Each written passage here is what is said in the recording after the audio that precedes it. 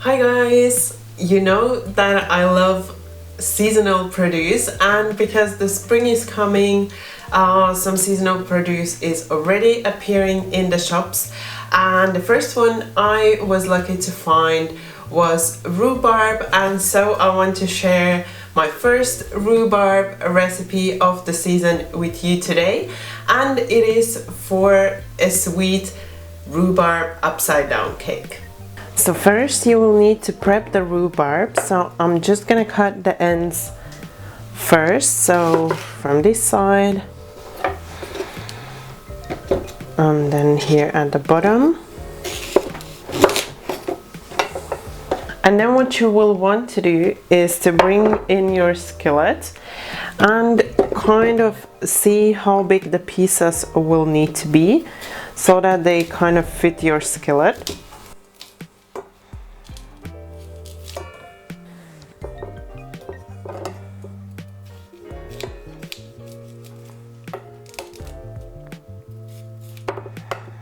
So like this, and also we are going to halve each of these, so you don't need more yet, so just half each piece like this.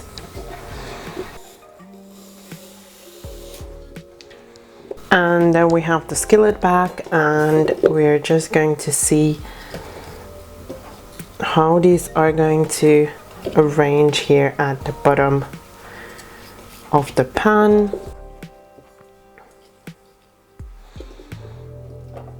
Then once you cannot fit them, you want to cut out a little bit.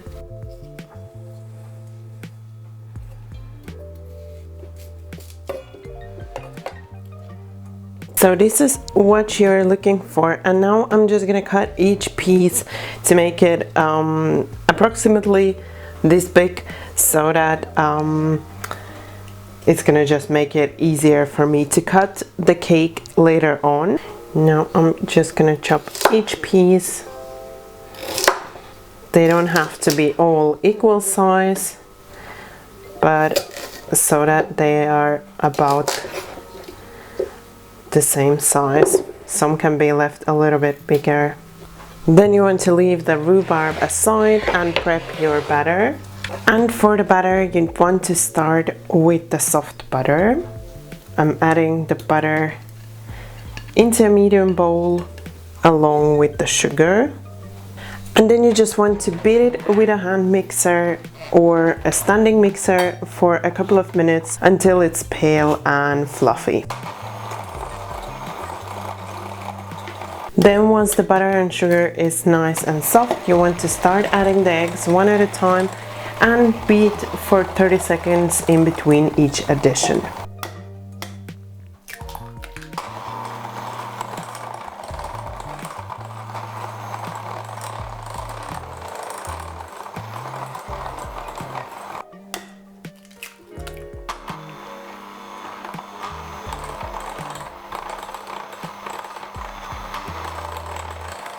Then you want to prep your dry ingredients, so I have the flour here, and I'm gonna add in the baking powder and the baking soda to it. Then just shortly mix it in. And then we can start adding the dry ingredients to the eggs and butter in additions along with the yogurt. So first I'm gonna sieve in about 1/3 of the flour or the dry ingredients.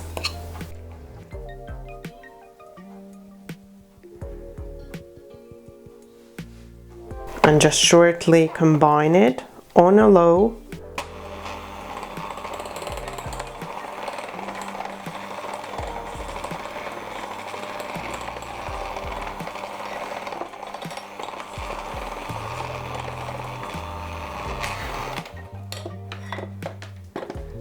And then you want to follow it by about half of the yogurt and shortly mix that in as well.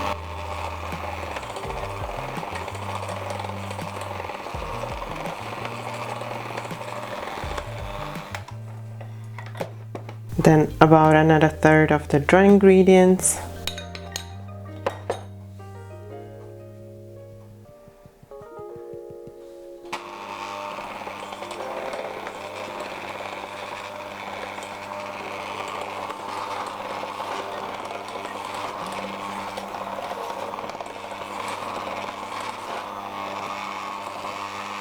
And then in goes the rest of my yogurt.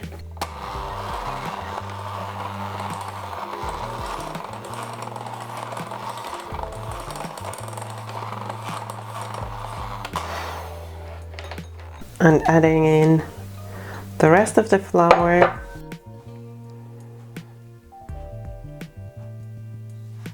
And shortly mix in.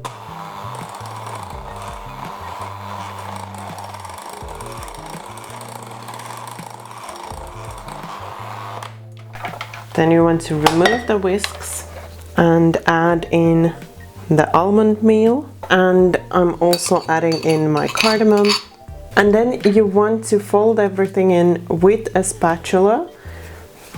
So we've swapped to a spatula just to make sure we don't overmix. And then we're just going to fold in until everything is well combined.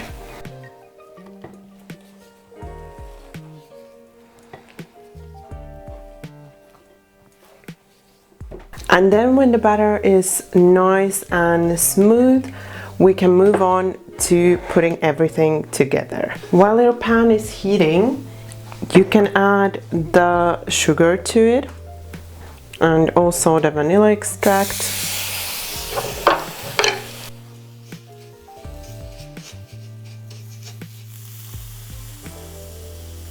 And then we are going to allow the sugar to melt before we add in the butter.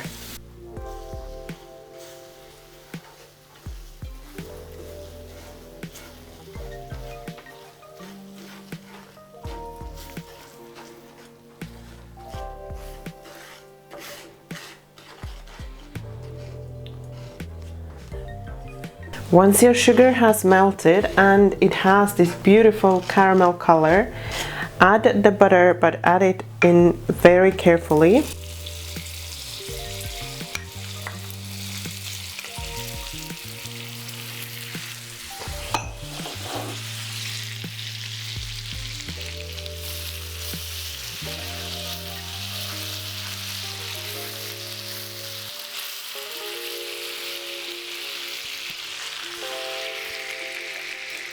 Turn off the heat and remove the pan from heat.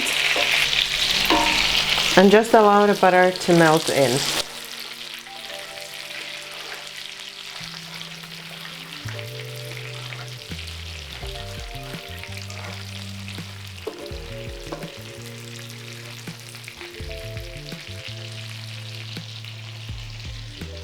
Then once the butter has melted in, you can start adding your rhubarb. Be careful so that you don't burn yourself with the hot butter and sugar.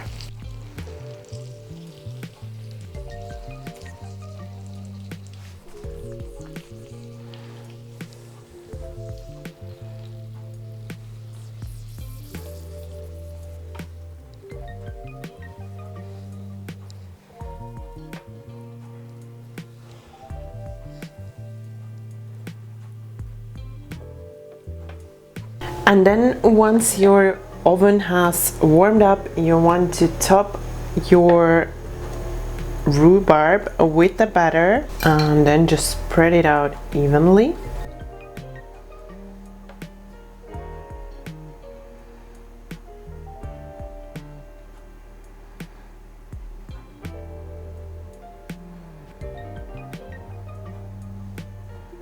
Then you want to pop it into the oven, and I suggest to put a baking tray just at the bottom in case anything will bubble out, so that you don't mess your oven.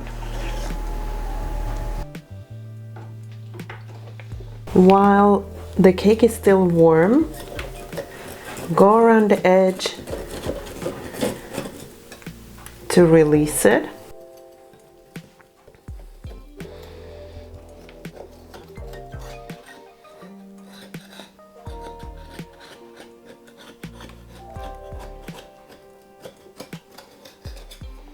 Grab a big enough plate.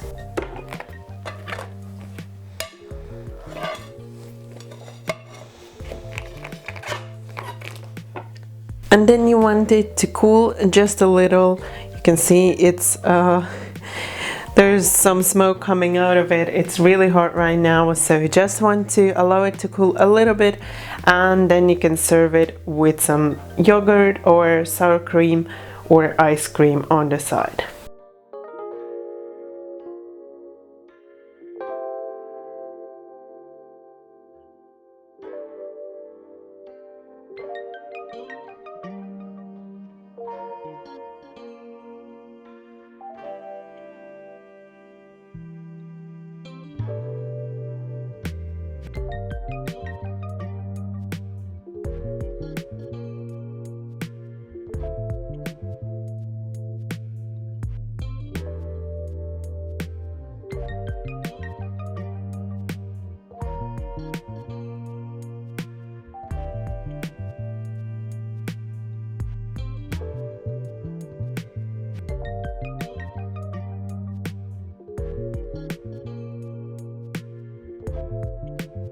So this is a really simple dessert for which you don't even need a baking tin. You can just bake it in a skillet if you want.